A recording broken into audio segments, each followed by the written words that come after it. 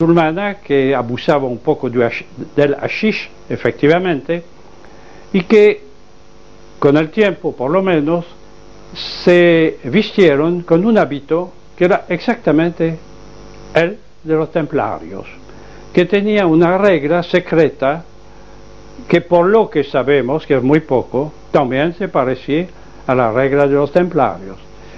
Y sabemos que hubo en Palestina contactos entre esos caballeros y los hashishim.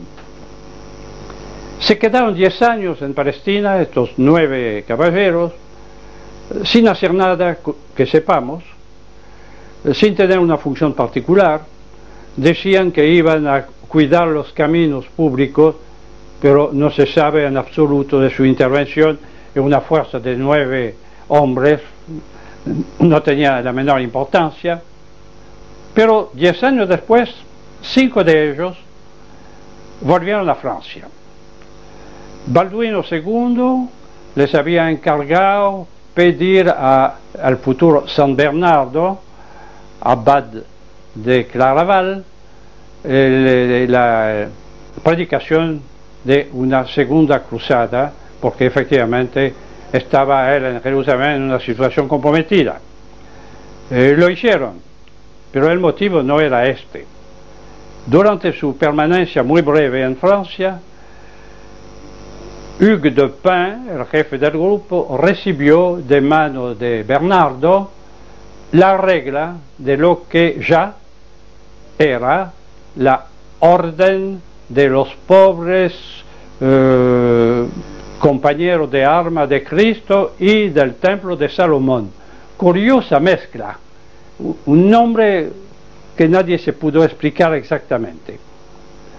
Volvieron a Jerusalén, un 10º caballero se les juntó, que no era nada menos que el conde de Champaña, que era un hombre casi poderoso como el rey de Francia, que tenía un tío que figuraba en el primer grupo que llegó allá. Todo esto es una combinación sumamente extraña.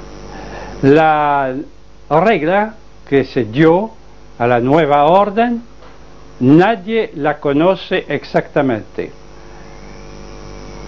Se conservaba de una forma tan secreta que ni los caballeros que la conocían tenían derecho a conservar un ejemplar, por miedo a que los sargentos, sus colaboradores, pudiera tener alcance a esto. Todo era secreto entre los templarios, porque así se llamaron con el tiempo y rápidamente. Bueno, en Jerusalén, efectivamente, prestaron apoyo ya relativamente militar, relativamente importante al rey, pero al mismo tiempo, en Europa occidental, tomaban posiciones. Consiguieron del Papa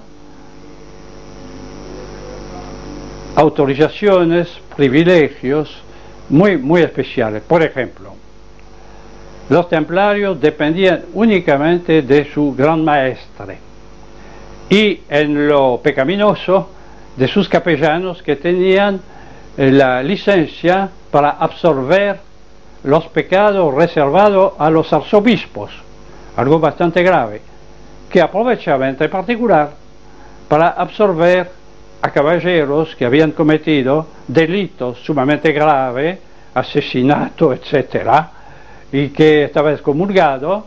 Los capellanes del temple les levantaban la excomunión y ingresaban en la orden.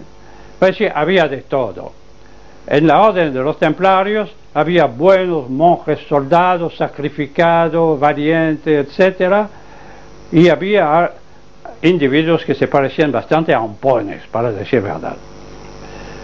Por otro lado, los templarios ya en Europa occidental se instalan en todos los países habidos y por haber, se dividen por lo tanto en una multiplicidad de encomiendas, fortalezas, y de bailíos, fortalezas menores, y de granjas, que la explotación es agrícola, muchas de ellas fortificadas también.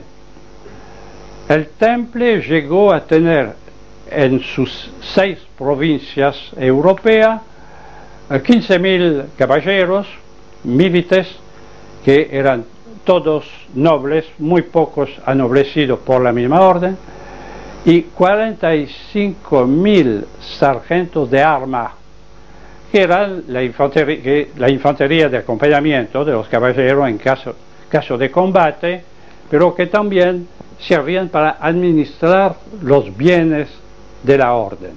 Estos bienes eran gigantescos. ¿De dónde procedían? Bueno, como toda orden religiosa, pedían limosnas, en cambio de plegarias. Esto es muy común hasta hoy, pero en definitiva era insignificante al lado de la fortuna considerable que tenía la orden. Y eran rapaces como ningunos. Hay ejemplos que conocemos por papeles de escribanías de aquel entonces. Por ejemplo, en Normandía recibieron, por el amor de Dios y de la Santísima Virgen María, 5 feudos de una vez. ¿Qué extensión? No sabemos, pero 5 feudos siempre era algo muy importante. Pero en Bretaña sabemos que en un pueblito de allá tenían derecho, cada vez que un individuo se moría, a tomar el mejor hábito del muerto o 5 monedas a su opción. Es decir, todo era bueno para los templarios. Por otro lado, ellos habían llegado, primero en competencia con Venecia, después en forma de monopolio, a tener el control de los movimientos marítimos entre Francia y el cercano Oriente. Transportaban combatientes, hombres, caballos, armas, etc., al reino franco de Jerusalén. Y cobraban a los príncipes que utilizaban sus servicios un arancel bastante elevado. También llevaban peregrinos, pero estos no debían pagar gran cosa. No era suficiente tampoco para explicar la riqueza de la orden. Y para eso se puede emplear una terminología muy moderna. La orden del Temple era un trust, diríamos una transnacional o una multinacional, como quieran. Era una empresa comercial. ¿Cómo funcionaba esto? De una forma sencilla. En aquel entonces, el transporte de mercadería y más todavía de valores por las carreteras de Europa no era una cosa de recomendar. No se olvide que en aquel entonces Europa, especialmente Francia y Alemania, estaban cubiertas de una selva tupidas. Y en la selva había pandillas de ladrones. Y había robos también. Puede decir que era tan difícil llevar una recua de mulas cargada con plata como hacerlo en las calles de una gran ciudad actual. ¿Qué hicieron los templarios entonces? Con sus encomiendas, 1000 solo en Francia, repartidas en todo el territorio. Construyeron rutas entre las encomiendas. Y estas rutas estaban cuidadas y controladas por grupos de caballeros día y noche que la recorrían, la custodiaban. Estas rutas pertenecían de hecho al Temple, y los peajes que cobraban antes los señores feudales y los municipios fueron prohibidos, y nadie se atrevió, por supuesto, a discutir una orden templaria. Entonces los comerciantes tenían interés en utilizar estos caminos, donde estaban seguros. ¿Para transportar qué? Un poco de efectivo, no tanto, pero sobre todo mercadería. Pero las mercaderías no pueden caminar día y noche durante un mes. Entonces el Temple organizó en cada encomienda y en cada bailío un depósito, digamos, los comerciantes podían dejar consignados su mercadería, en contra de la cual la orden le daba un recibo. Este recibo era el capital de la orden, porque cuando el hombre venía a buscar la mercadería, por supuesto había un agio que el temple conservaba. No olvidemos que en aquel entonces todo tipo de usura, es decir, todo tipo de interés, aunque sea medio por ciento, cada 10 años, estaba terminantemente prohibido por la ley eclesiástica y la ley civil, pero no para el temple. El temple podía permitirse cualquier cosa porque era extraterritorial. Sus casas en todos los países de Europa tenían un privilegio total, como una embajada en el mundo de hoy. No pagaban impuestos, ni el diezmo del clero, nada. No dependían del rey de su país, del país en cuestión, de ninguna manera. Y tenía una fuerza militar bastante apreciable. Pero esta fuerza, sin embargo, tenía un pequeño defecto. Estaba esparcida por todo el mundo occidental y de hecho no era operacional. Esto les va a costar muy caro. Ahora bien, una de las actividades económicas del temple era el préstamo de dinero. Esto era una cosa extraña que no se explicaba, digamos, porque dinero no había en aquel entonces. Algunas monedas de oro, difíciles de conseguir, por cierto. Moneda de plata no existía porque lo único que todavía se veía de vez en cuando eran monedas que databan del Imperio Romano. La mayor parte estaba gastada. Y sin embargo, el temple prestaba dinero a raudales. Lo prestaba a interés. ¿Qué interés? Tenemos algunos documentos notariales, 50% al año, nada más. Bueno, más o menos lo que tenemos acá. Pero en fin, le prestaba dinero y lo pagaba, lo daba en moneda o en letras de cambio.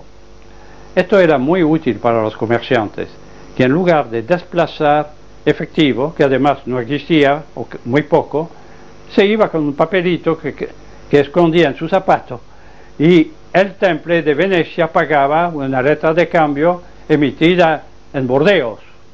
Era muy fácil. Todo eso con un agio sustancioso, por supuesto. Pero sucede que repentinamente el temple empezó a inundar Europa con moneda de plata. No había ninguna mina de plata en actividad en Europa. Algunas minas romanas estaban agotadas, las minas de Alemania no se había descubierto todavía. Es decir, ¿de dónde sacaban la plata con la cual acuñaban moneda? Y sabemos dónde lo hacían en gran parte, cerca de los Pirineos. Habían traído mineros y obreros metalúrgicos alemanes, algunos dicen húngaros, pero es lo mismo, y los habían encerrado en una especie de campo de trabajo cuidadosamente protegido, del que no podían salir, en un lugar llamado Les Charbonnières, protegido por dos encomiendas templarias y por un castillo fortificado de un vasal del temple. Trabajaban, trataron de poner en explotación una mina agotada, por supuesto no sacaron nada, pero igual tenía plata para emitir moneda, acuñar moneda.